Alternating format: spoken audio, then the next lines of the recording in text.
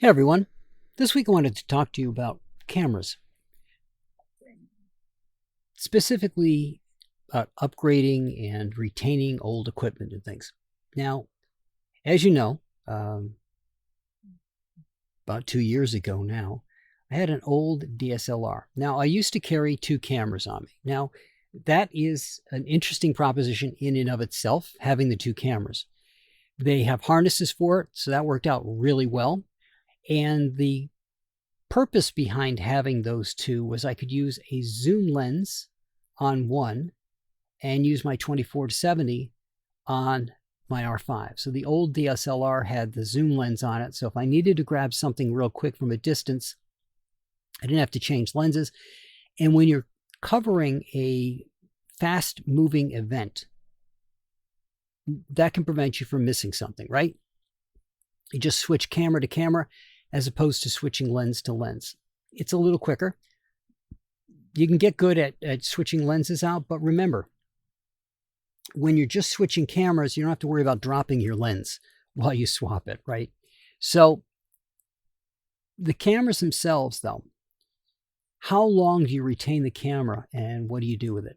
So I use that DSLR, but I was using it only about once a year, maybe twice, to cover fast moving reenactments. And then I just got better with the other one, or I just use the zoom lens for the entire thing. If you've got a good zoom and it's not heavy, that's one of the reasons I like kit lenses. I know a lot of people don't like them because of the F factor on them. But for something like this, it doesn't matter. I don't need really great bokeh for it, and I can get away with a lot using that, and the compression can be used to help as well.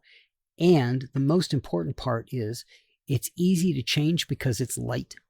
All right, if it was I think it goes out to, it starts at 100. So think of that, 100 to 400. At the lower Fs, that is your factor of how much lens is exposed when the shutter's open. High heart rate alert, right? Between 100 and 400. So that helps you out quite a bit. It makes your life a little easier having that lighter weight. Because again, if you've got a lens that's 2.7 at 400, that is a pretty good sized lens. It's also very expensive and not something you want to drop, nor is it something you're going to be able to swap quickly. For my purposes, for doing the events, the kit lens is great. So here I am walking around with these two cameras, and it worked really well for the most part. If you have to move quickly and you've got two cameras, it's not quite as much fun. So I decided, well, let's try the one and swap the lenses. I got my kit lens and it worked really well. Now I've got my 24 to 70, so I've got a really good, it's 24 to 72.7. So it works really good if I want to do a portrait of something. I have to be fairly close to it, right? I can only go to 70, but that still gives me some distance to go get some shots from. Now, when you're shooting a reenactment scene, as opposed to some other scenes, you don't want to be in the way so that other people have you in their shots, obviously. But due to the nature of the fact that they are firing weapons, even though they don't have a bullet in them, there is a safety consideration of how far away you need to be from the action to be safe. So you can never get really up close and personal. If I really feel the need, or if it's an especially big event that's going to be in an interesting area or something very different, I may go get a rental lens to complement the set that I've got, right? Otherwise, I just shoot with the two lenses. I keep the lens in a pack on my side, and I just go with that. So what do I do with the old DSLR? Well, it sat on the shelf for quite a while. And then there was somebody who wanted to be an archivist and didn't really have a camera. So that's where the DSLR went.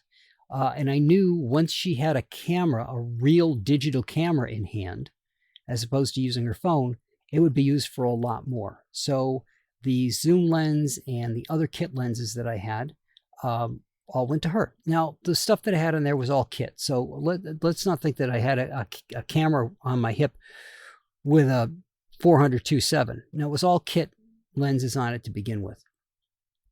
So I packed up the kit, and it went away with two caveats. One, that it could take in to get cleaned because it had been cleaned in a while.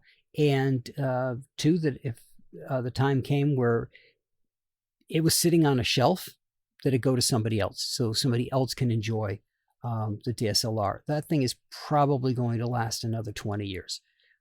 It was a real workhorse Canon DSLR, and I loved the camera. It was not easy to give up, but again, it wasn't doing anything. It was sitting on a shelf. I've got an old film camera here that's sitting on the shelf that I truly loved because it had that eye focus in it. That's one thing I do miss.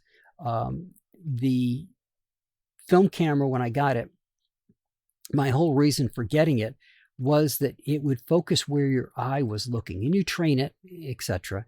But it did a great job where I looked at a particular spot, it would focus on that spot. That saves you a ton of time when you're doing event work. I don't have that right now, but I'm relying on things like the focus and being able to move it, or the eye focus. If I'm actually doing a portrait and I want that crisp bokeh, I'm using the 2470. I'm going to put it into eye mode so that it focuses in on the eye, and I get that really sweet, soft bokeh around everything. But again, if you got something, you could go rent it if you want to upgrade. But a lot of people, I guess, because the market seems to be flooded with used cameras, will turn in a camera when the new version comes out, right? I've got an R5, an R5 Mark II comes out. Some people will just immediately get rid of their R5 and go get an R5 Mark II.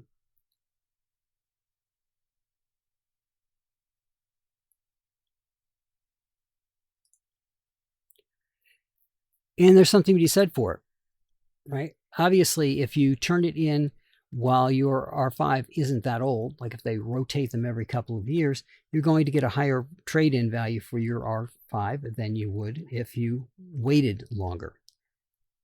But for me, if the camera is doing what I need it to do, and I don't really see anything on the new camera that's jumping out at me that I absolutely need for what I do, I'm not going to bother. I'm going to keep going with what I got. The R5, they introduced that multi-shot. So you're getting, I believe it's 100 megapixel image out of the camera. That is just mind-blowing.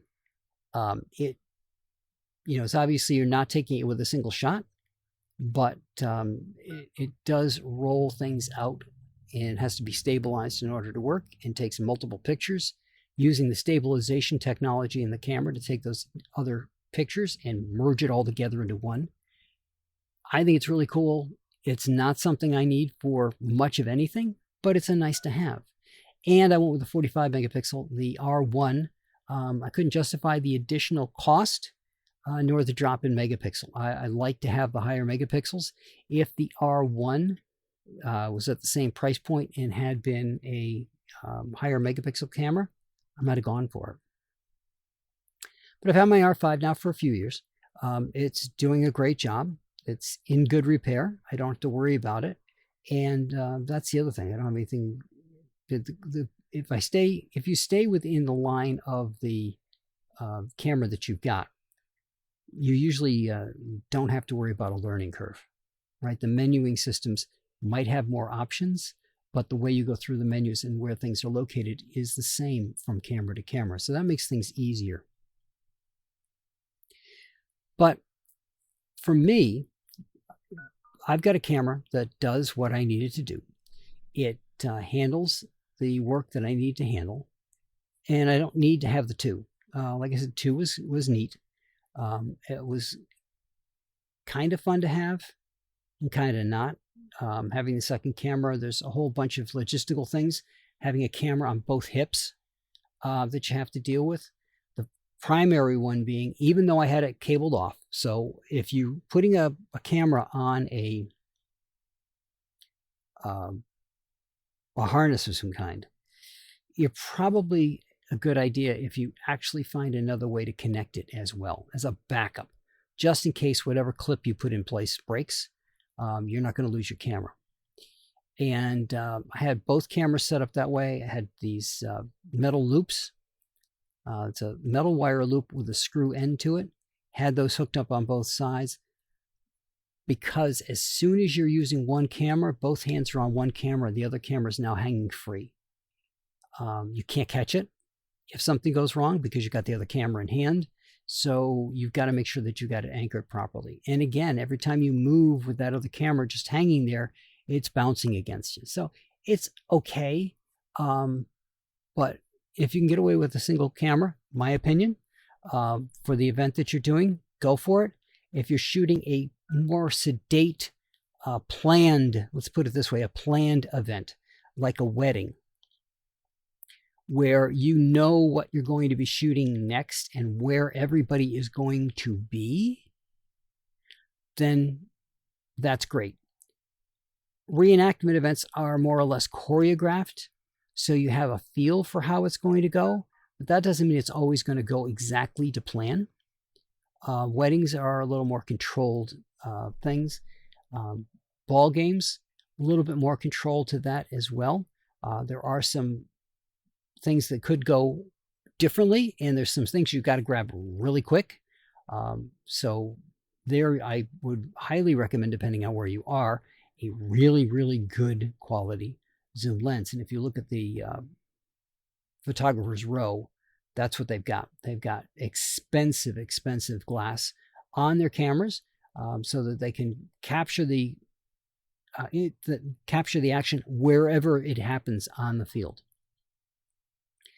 But for most of us photographers who are doing professional work, the events that we're doing are much closer to where we are. We don't have quite as many cordoned off spots, although you do with reenactments usually. And so you can get a little closer to the action. But get what works best for you. And if a kit lens is going to work for you, get a kit lens. The advantage of a kit lens too is if something happens to it, they're less expensive to replace. Still put them on your insurance just in case, because you don't want to be caught short, like being between payments on a job or something like that and having your equipment break where you have to go to another job and now you've got to rent something out of pocket until you can get whatever it is replaced. So keep that in mind with your cameras. Donating cameras to nonprofits for them to go capture things like, for example, any of the protests that have been happening around the country. I am sure that those groups would love to have extra camera equipment on hand so they can capture the event, or have more hands to capture the event. Cell phones are great for what they do, but there's nothing better than a good digital camera to capture those events quickly and to be able to post them afterwards. And there's a whole bunch of things you can do with a digital camera that you just can't do with a cell phone. That said, there's also schools and photography programs and things like that to help the next generation of photographers. When I was going through school, the only photography program we had in the middle school was the working in the darkroom with black and white photographs, developing the film, taking the film out, developing the film, making the prints, running the prints through the chemicals, the whole nine. We had a nice enlarger and everything else in there. That was it. You didn't have the camera to make the photographs. There was a couple of high school kids that were providing the photographs for us to work on and to get into the habit of being able to just look at a negative and, looking at that negative, figure out what the settings on the enlarger needed to be. Because remember, the enlarger is more than just making the picture bigger. You also have to figure out what the timing is going to be, how much light's going to come through, how long. And that was the goal at the end of this, was to do a negative from just viewing the negative to the print one shot, no test prints. Just put the negative in the enlarger, look at that negative, figure out what the setting should be, set the setting up, slide the paper underneath, do it, and develop it. So because we didn't have the cameras, we worked a little bit more on the back end. Now that it's digital, there is no back end to work on.